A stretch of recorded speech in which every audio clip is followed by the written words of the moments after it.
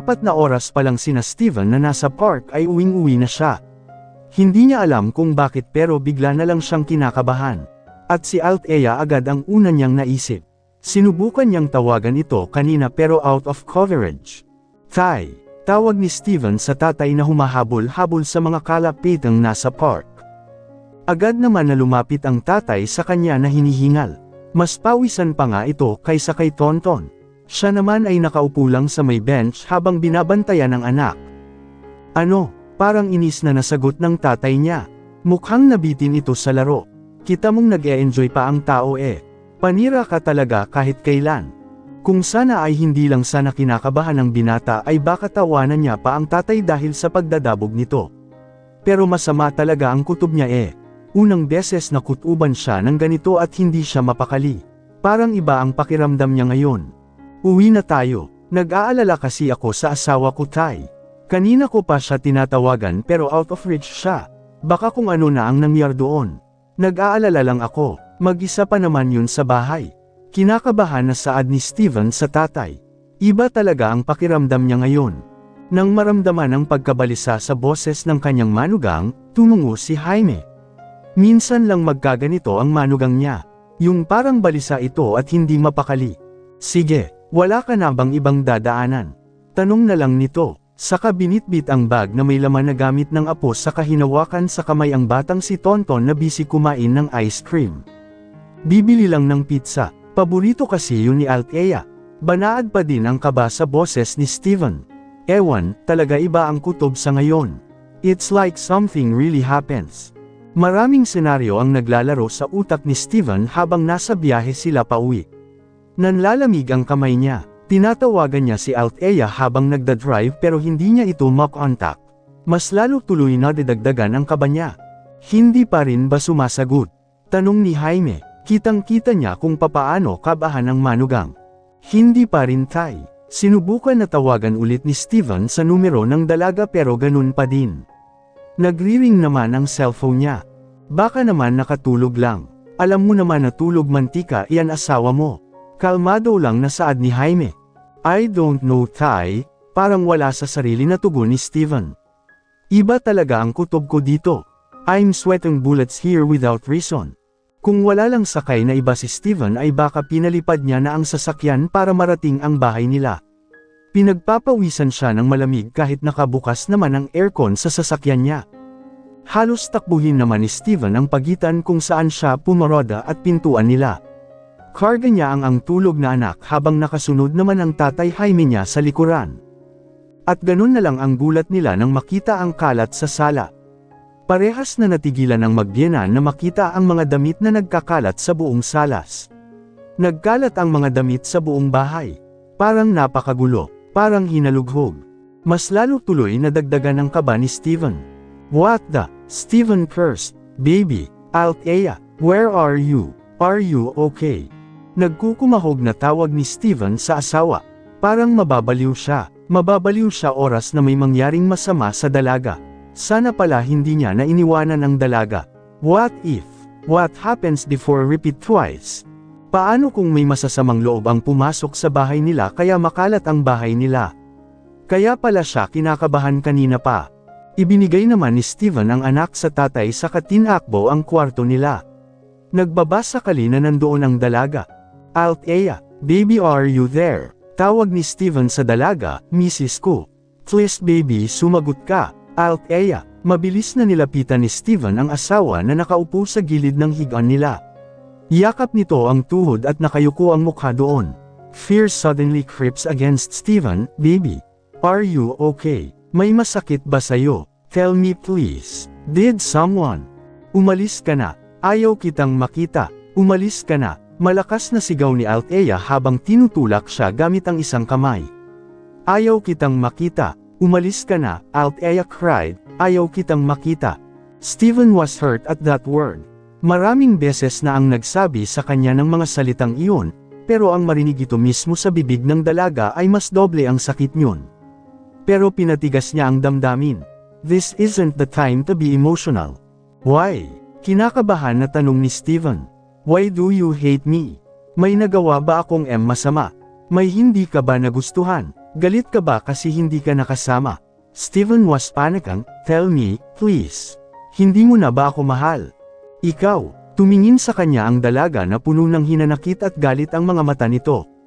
Mahal mo ba talaga ako? Minahal mo ba talaga ako? Paano mo nagawa sa akin yun? Steven, layik ng dalaga habang pinapalo ang dibdib nito. Paano mo nagawa sa akin yun? Mahal kita. Sobra. Tapos gagawin mo lang akong kabit. Ang gago mo. Ang gago mo Steven. Gago ka. Patuloy na pinapalo ng dalaga ang dibdib ng binata habang umiiyak at sumisigaw ito. Si Steven naman ay napaisip. Naguguluhan siya. Where did that Althea got? For Pete's sake. Hindi niya man magagawa na gawing kabit ang dalaga. Mahal niya ito ng sobra na kahit tumingin sa ibang babae ay wala sa bokabularyo niya. Baby, calm down please. Kalmado na saad ni Steven, kahit kailan hindi kita gagawing kabit. Sobra kita mahal. Ikaw na ang babae na makakasama ko habang buhay. Ikaw lang ang babaeng mahal ko. Sa sobrang pagmamahal ko sa'yo ay mababaliw ako kapag may inagaw sa'yo. Sinampal ni Althea si Steven ng malakas. Halos nawala ang pandinig ni Steven sa sampal na iyon. Sinungaling, malakas na bakyo sa kanya ng dalaga. Althea was hurt. Kitang-kita niya na ang ebidensya tapos magsisinungaling pa si Steven. Leche talaga, manloloko, huwag ka nang magkaila pa Steven. Alam ko na ang lahat. Nakita ko na, may ebidensya na tapos magsisinungaling ka pa. Kung hindi ko pa yun nakita hindi ko pa talaga malalaman na kabit mo ako. Na may asawa ka na, nakasal ka na pala. Bigla naman natigilan ang binata. Saka isang bagay lang ang naisip niya pero gusto niya masiguro iyon. Hindi kaya nakita na ni Althea ang marriage certificate? Anong nakita mo? Tell me, anong ebidensya ang sinasabi mo? Tanong ni Steven. Ang marriage certificate niyo ng asawa mo. Ginawa mo akong tanga. Kayong dalawa ni tatay. Hagulgol ni Althea. Hindi talaga niya matanggap na alam ng tatay niya pero hindi man lang sa kanya sinabi. Kung si Althea ay humahagulhol, si Steven naman ay nagpipigil ng ngiti. Ang kaninang kaba ay napalitan ng labis na galit at saya. Seeing Althea this state, Steven could confidentially agree that Althea loved her very much. Hindi mo ba binasa ang nakasulat doon? Pigil ni Steven ang ngiti habang nagtatanong. Hindi mo ba binasa kung kanino marriage certificate iyon? Sa'yo, Tanji na ka, marriage certificate niyo ng asawa mo. At ikaw yun. Putol ni Steven sa dalaga sa kasinapo ang pisngi ng dalaga para matitigan niya sa mata. Marriage certificate natin baby. It's our marriage certificate. Hindi kita kabit dahil pangalan mo ang nakalagay sa marriage certificate na yun. Hindi mo ba nabasa? Bigla naman umatras ang luha ni Althea nang marinig ang sinabi ni Steven. Walang pumasok na salita sa isip niya kundi ang ako, asawa ni Steven, marriage certificate namin. Mahina naman na natawa si Steven saka pinahid ang luha ng dalaga. Hindi kasi binasa ng buo ang marriage certificate. Ayan tuloy na itapon pa ang mga damit ko. Tamang hinala naman kasi itong misis ko eh. Masuyong sambit ni Steven sa kahinalikan ng dalaga sa labi. Pinagselosan pa tuloy ang sarili. Kahit kailan hindi kita gagawin kabit. Masyado kitang mahal para lang gawin na kirida. Tandaan mo yan. And for the second time, Steven kissed Althea, so lovingly. Baby, let me in, please, papasukin mo na ko. Promise hindi na ako tatawa. Pagpupumilit ni Steven sa labas ng pintuan sa kanilang kwarto. Promise, hindi na ako tatawa. Sige na, just open this door and let me in. Patuloy na katok ng binata pero wala pa din sagot ang dalaga na nasa loob ng kanilang kwarto. Misis ko po, please. Papasukin mo na ang gwapo mong mister. Sige na naman oh. Pero kahit anong pilit ni Steven wala pa din sagot ang dalaga. Napabuntong hininga na lang si Steven. Kasalanan din naman niya kung bakit siya ayaw pagbuksang ng dalaga. Tinuwanan kasi niya ang reaksyon nito nung ipagtapat niya na kasal na silang dalawa nang walang kamalay-malay si Althea. Okay, I'll be back later. May tatawagan lang ako. Column ni Steven saka umalis sa harap ng pinto at tinawagan ang kanyang ninong na nasa Switzerland. Hello nung. Loko kang bata ka. Iyan agad ang bungad sa kabilang linya. Ilang buwan ka na namin hinahanap, hindi ka namin makita. Tapos ngayong tatawag-tawag ka. Anong klaseng inaanak ka? Bakit hindi ka man lang nagparamdam ha? Alam mo bang nagiiyak ni Andrew nang hindi kanya makita? Sunod-sunod na bulyo ni Rex kaya medyo inilayo ni Steven ang cellphone sa kanyang tenga. Bakit napatawag ka? Magpapasundo ka na ba kung saang lupalop ka ng mundo? Steven's phone was high-tech kaya pwede itong makatawag internationally sa kahit anong oras. Magtatap lang sila sa ibang network tapos na. Maaari nilang tawagan ang sino mang gusto nila at kahit kailan. Pwede bang hayaan mo muna akong matapos? Narinig niya naman ang pag-angal sa kabilang linya. Siguraduhin mo lang na maganda yang sasabihin mo kundi popoloin kitang bata ka. Rex threatened. Natawa pa si Steven. Talagang magkaugali ang ninong Rex at tatay Jaime niya. Kapag siguro magkita at magsama ang dalawang yun tiyak siyang mas iingay ang kanilang bahay. Visit me here in the Philippines nung. Mamamanhikan tayo kahit kasal na kami ng asawa ko. Diretsahang sabi ni Steven. At pagkasabi niya noon ay nakarinig siya ng sunod-sunod na pag-ubo at keresikas sa kabilang linya. Ayos ka lang nung. Pahabol niyang tanong. Walang may sumagot sa kabilang linya, bagkus ay nakarinig niya ng malakas na mga yapak na animoy tumatakbo, saka nakarinig na lang ulit si Steven ng pagsigaw. Katrina, my princess, come here, I have a news to you. Come here, faster, nagkukumahog na sigaw ni Rex. Napailing na lang si Steven. Hanggang ngayon pala ay hindi pa din nagbabago ang kanyang ninong. Sismoso pa rin ito. Dad, please don't shout. Alam mo naman gabi na. Rinig ni Steven sa kabilang linya. Tiningnan ni Steven ang wristwatch niya. 3:00 na ng hapon. Kaya malamang gabi pa sa Switzerland. I'm sorry, but I have chika. At ayon sinimulan na ni Rex na ay kwento ang kanyang sinabi kanina. At ang malala pa sobra ang kwinento nito. Hello, Steven. Ani ng boses sa kabilang linya. Pinakikiramdaman naman ni Steven ang kanyang puso. Dati kasi kapag naririnig niya ang boses ni Katrina ay naghahargumento agad ang kanyang puso. Panay ang tibok nito, pero ngayon, it's nothing now. His heart beats normally. Talagang si Althea na lang ang may kayang patibukan ang puso niya ng labis. Yes, heard it right. Sabi agad ni Steven para wala ng maraming tanong. Pwede ba kayong bumiyahe? Is it fine with you? Kabilang linya ay napangiti si Katrina. Of course. Daddy is preparing the plane as we speak. Excited masyado. Humalaklak naman si Steven, kumusta? How's life being married to someone you love? By that question, Katrina smiled, sweetly, the best feeling I could ever imagine. How about you? How's the married life? Happy. Very. Ani Steven na nakangiti. A bit chaotic but happy. Ecstatic even. I see. Ani Katrina. I'm happy for you, Steven. Katrina said sincerely. Well, thanks to you, though. Humalaklak si Steven. Kung hindi ka kinasal kay Adam hindi ako mapipilitan mag-bar at magpakalasing. Kung hindi dahil sa iyo, hindi ko makikilala ang asawa ko. Katrina chuckles. I told you, baka nasa bar talaga ang true love mo. Ayaw mo pa kasing maniwala. Kung sinunod kita dati at mag-bar ako, baka hindi si Althea ang nakilala ko. So, Althea is her name. Tanong ni Katrina, what she's like. Sa tingin mo magkakasundo kami. I badly wanted to have friends, pero lagi naman nakabuntot itong si Adam sa akin kahit saan ako magpunta kaya hindi ako makahanap. Oh, one book is not enough to describe how amazing Althea is.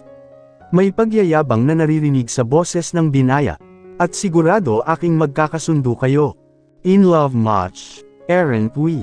Kahit kasi sa tawag lang, banaad ni Katrina ang kasiyahan sa boses ni Steven. She's my life, as simple as that. Nagpatuloy ang pag-uusap ng dalawa.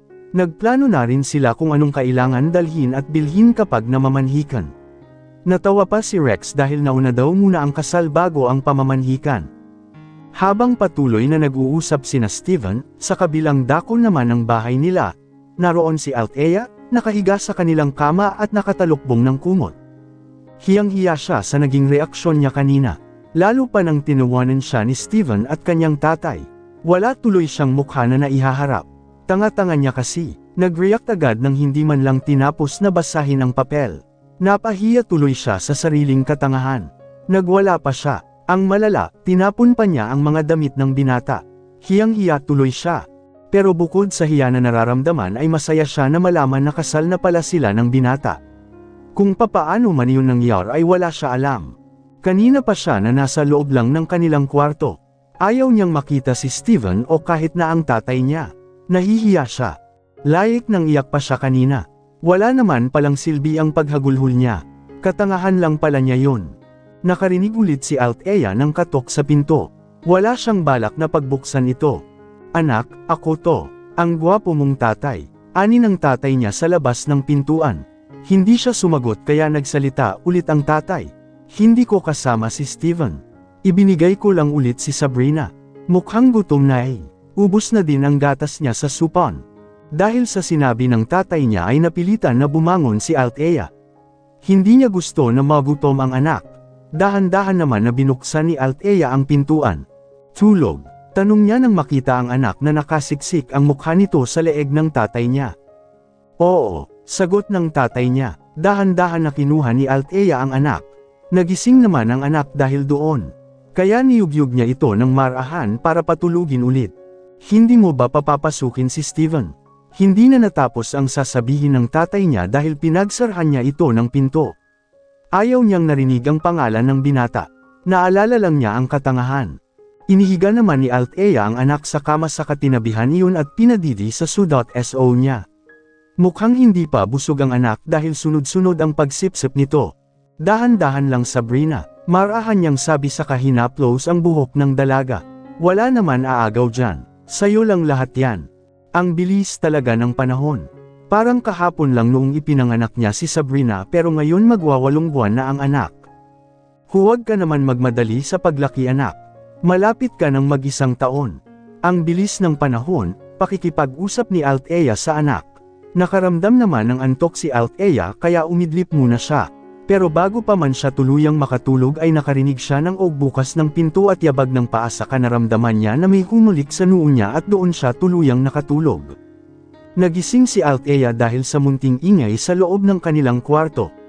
Nang imulat ni Althea ang mga mata, nakita niya si Steven na nakasakay sa loob ng crib ng anak habang kinikiliti iyon. At ang anak naman nila ay tumawa ng malakas. Ah, tikabo. Ani Steven sa kinikiliti ang tiyan ng anak gamit ang nguso nito.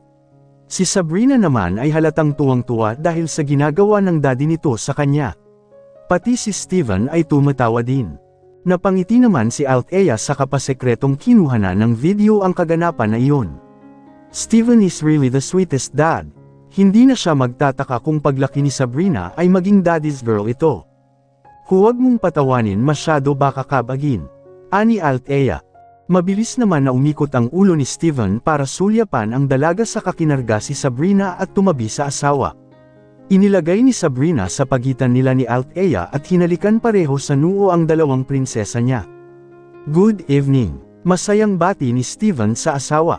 Bati na tayo. Hindi ka na galit sa kin. Hindi sumagot ang dalawa, bagkus ay binuhat niya si Sabrina at ipinatong ni Althea ang anak sa dibdib, at umunan sa braso ni Steven. Agad naman na niyakap ni Steven ang asawa. Sorry, paghingi ng paumanhin ni Althea. Masakit ba masyado yung sampal? Maingat niyang tanong sa kahinaplos ang pisngi ng binata. Akala ko talaga kasal ka na sa iba eh. Bakit naman kasi nagpa-register ka pa ng kasal na hindi ko alam? Willing naman ako pumirma, paninisi pa niya. Natawa naman ng mahina si Steven. Talagang nasisi pa siya eh, siya na nga yung nasample eh. It's okay. Parang kagat lang ng langgam ang sampal mo. Muntik lang naman akong mabingi. Tawa pa ni Steven kaya tiningnan siya ni Althea ng masama. Agad na patikom ng bibig ang binata. Sorry, hindi na ako tatawa. Last na yun. Umikot naman ang mata ni Althea.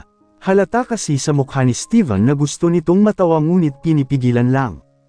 Para pa itong natatae dahil sa pagpipigil.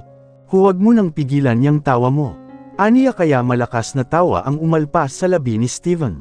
Kung hindi lang nakauna ni Althea sa braso nito baka gamulong na si Steven sa kakatawa.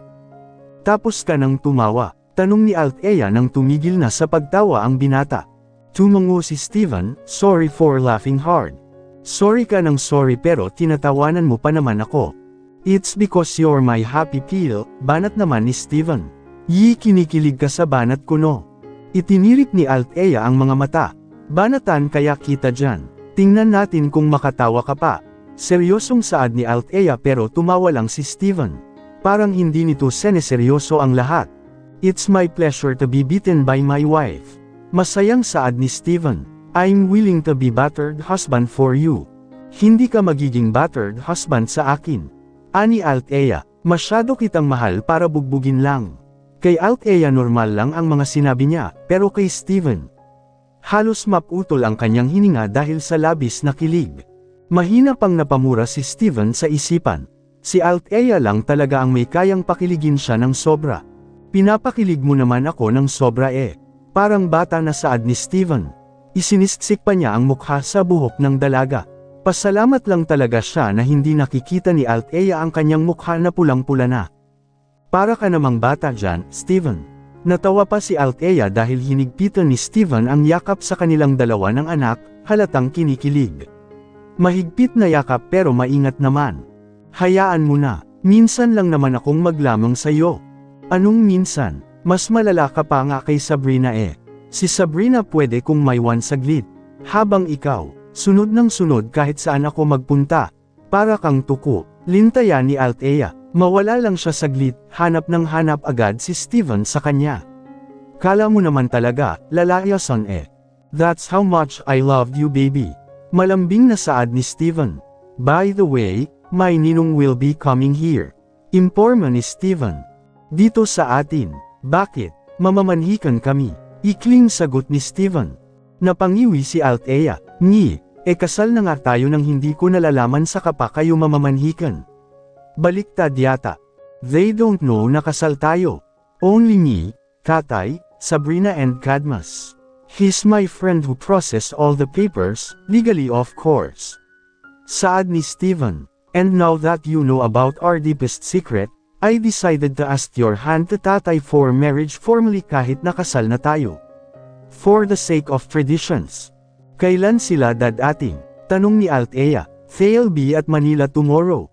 Pero baka sa susunod la sila na araw darating dito. Bibili pa daw kasi sila ng ipangre-regalo daw sa'yo at kay Sabrina. Hindi ko na pinasama si Tatay. Hindi naman siya bata eh. Halakhakla ni Steven. Sana hindi na sila nag-abala. Okay naman kahit wala silang dala. I said that, too. Pero mapilit talaga si Ninong. First time ko kasi daw na may ipinakilala na dalaga sa kanya kaya ayaw niya daw mapahiya sa'yo. Steven chuckles, kogali ni Tatay si Ninong kaya walang silbi ang pagpigil doon. Sa lahat ng sinabi ni Steven, isa lang ang pumasok sa kanyang isipan. Ako ang unang babae na ipinakilala mo sa kanila. May paninigurado sa boses ng dalaga. Hindi ka naniniwala sa akin, hindi ba? Mabilis na umiling ang dalaga. Oo, mukha ka kasing malandi eh. Imposible na ako ang unang babae na inuto mo. Parang nasasakta na isinapo ni Steven ang dibdib. That's a foul word, wife. Well, baby, your husband is a virgin when you kissed me. Though I'm not an innocent but I'm a virgin. Ikaw kaya ang una ko. Kung hindi mo ako inakit baka hanggang ngayon virgin pa din ako. Bakit magaling ka noong unang gabi na inangkin mo ko? Parang expert ka nga eh. Steven has this naughty grin, talaga. Magaling ako. Oo, ani Althea saka tinuro ang anak sa ibabaw niya na pinaglalaroan ng buhok niya, nakabuo ka nga agad eh. Expert lang ang makakagawa nito. Malakas na tumawa si Steven. Well, I'm thankful for the compliment but it's my first time, really. Though, I kissed girls before but having intimate moments with them. No, it was you who's my first. So, hindi ako ang first kiss mo. Yuzisa ni Althea. For honesty, she's comfortable talking this kind of topics with Steven. Para kasing mas nakikilala pa niya si Steven lalo. Are you fine with this topic? Nag-aalalang tanong ni Steven. Nakakita ako ng mga video sa social media na ang mga babae ay sensitibo pagdating dito. Sigurado ka ba talaga? Oo, open-minded naman ako. At alam ko naman na may naging buhay ka bago pa tayo nagkakilala. And besides, past mo naman yan eh. Kaya ayos lang sa akin. Well, aksidenteng nahalikan ko si Katrina dati. It was just a smack though. Si Katrina, yung crush mo dati, paninigurado ni Althea, familiar kasi ang pangalan na iyon sa kanya. Let's stop this topic, ayoko na pag-usapan to. Baka iwanan mo pa ako eh. Tanga, mahal kaya kita kaya paano kita iiwanan? Ani Althea, at sa pangalawang pagkakataon, muling pinipiga ang puso ni Steven sa sobrang pagmamahal. Ang galing mo talaga magpakilig ano? Ani Steven na kinikilig. Shoota, nakakabakla naman to. Kinikilig ka na para lang doon. Don't underestimate your power on making my heart flutter, baby. Halos mamatay na ako sa kilig dito. Malakas na natawa si Althea. Minsan talaga parang bata itong si Steven kapag kasama siya. Pero seryoso masyado kapag ibang tao ang kaharap.